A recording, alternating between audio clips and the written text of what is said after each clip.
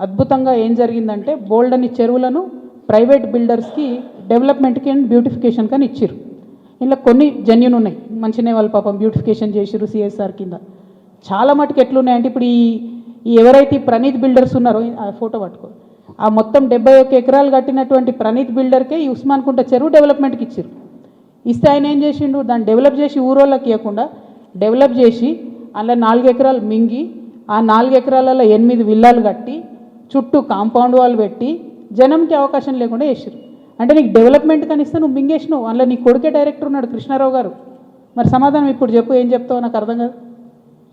ఏదో నిన్నటి నుంచి తమాషా చేస్తుండట, జాగృతలు దాడి చేస్తారు గీడి చేస్తారని. మాకు అట్లాంటి ఆలోచన ఏం లేదు. మేము మీ మీద దాడి చేసేంత పెద్ద వ్యక్తి మీరు కాదు.